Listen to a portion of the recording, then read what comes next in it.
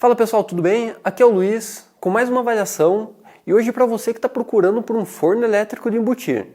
Esse daqui é o modelo OFOR 7591, fabricado pela Oster. Eu vou trazer para vocês como esse forno se saiu nos testes que nós realizamos aqui na Arpija. Então bora lá?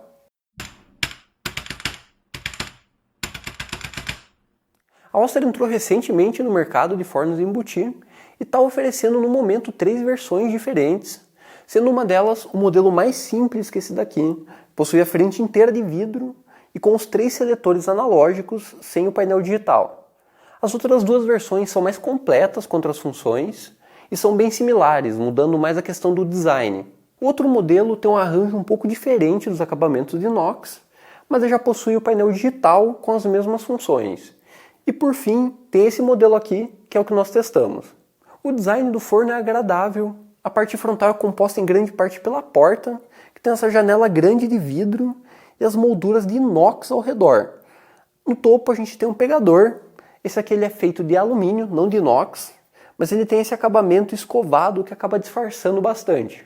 No topo ele tem o painel, que também possui esse acabamento de inox, e nele é possível encontrar os 2 seletores, um deles para temperatura e o outro para as funções do forno. Por sinal, esses seletores são muito bem feitos, parecem ser fabricados numa peça sólida de alumínio e possuem um ótimo acabamento. Aqui no centro a gente tem o painel digital, que tem uma ótima visibilidade, no momento está mostrando um relógio, mas também é por ele que você configura o tempo de preparo e pode mexer em algumas outras funções que ele possui. Internamente são 75 litros de capacidade e tem espaço suficiente para colocar formas bem grandes. Ele tem 39 centímetros de altura por 47 centímetros de largura e 42 centímetros de profundidade. A cavidade interna é inteira esmaltada, ele possui somente uma grade, que é essa daqui cromada. Ela pode ser puxada até um certo ponto e trava sozinha, mas levantando também é possível trocar ela de altura com facilidade. Ele também acompanha uma bandeja que possui o mesmo acabamento esmaltado, também aparenta ser de boa qualidade. Um ponto um pouco negativo é que, ao contrário de alguns fornos que a gente já testou até o momento, como é o caso do Midea TCT80 ou do Dako Diplomata, que possuíam guias de metal cromado na lateral, por onde as bandejas deslizavam, aqui elas acabam deslizando direto na pintura esmaltada, o que pode acabar gerando um desgaste com o tempo. E por sinal, ele possui 5 níveis, onde é possível colocar tanto a grade quanto a bandeja. Quanto às funcionalidades, ele possui uma boa variedade. São 8 funções diferentes, onde é possível utilizar com ou sem convecção, além de diferentes combinações das 4 resistências que ele possui na parte interna. E no display digital, além de configurar o tempo de funcionamento, é possível utilizar mais 2 funções. Uma delas de adiar início, onde além do tempo de funcionamento, o usuário coloca o horário em que o produto irá ligar.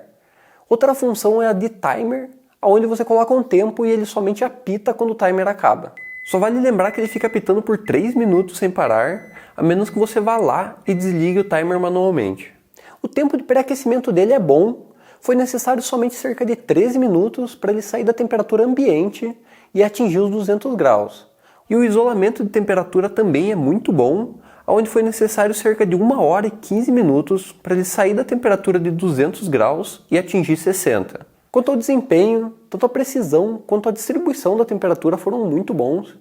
Utilizando com alimentos mais secos, foi possível medir somente cerca de 12 graus de diferença da temperatura selecionada. E quando utilizando em temperaturas mais baixas, o erro foi ainda menor. Já quando utilizando com alimentos mais líquidos, o erro foi muito maior, onde ele nem sequer conseguiu atingir os 250 graus selecionados, parando em cerca de 237. Durante os testes, nós preparamos um frango inteiro e o resultado foi bom. Ele entregou um frango com uma boa coloração, bem dourado na parte superior e com a carne bem cozida. Quanto ao consumo elétrico, ele não ficou muito distante dos fornos que a gente já testou até o momento, com cerca de 1 kWh de consumo. Quanto à limpeza, ela não é muito complicada de ser feita. A parte frontal é possível limpar somente utilizando um pano úmido sem muita dificuldade. Internamente, a pintura esmaltada auxilia bastante no processo. Porém, possui alguns pontos como a resistência ou ventilador de convecção no fundo, que podem ser um pouco mais complicados de limpar. Quanto à porta, ele possui 3 camadas de vidro, enquanto 2 delas podem ser removidas para limpeza sem muita dificuldade. Quanto à segurança, um ponto importante é que esse forno possui somente uma versão de 220 volts, isso por conta da potência dele que é alta, são 2.800 watts. Por conta disso ele nem acompanha plug elétrico na ponta do cabo, já que o fabricante recomenda que ele possua uma instalação elétrica exclusiva somente para ele. Quanto às temperaturas externas, por conta do isolamento dele que é bom, ele não atingiu temperaturas muito elevadas, sendo possível medir cerca de 78 graus em uma das superfícies, enquanto a parte frontal, onde é mais provável que o usuário tenha o toque, acabaram permanecendo praticamente frias. Então é isso, pessoal. Essa foi a avaliação do forno elétrico de embutir da Oster. Lembrando que a avaliação completa já está lá no site. Diga o que vocês acharam aí nos comentários e até mais.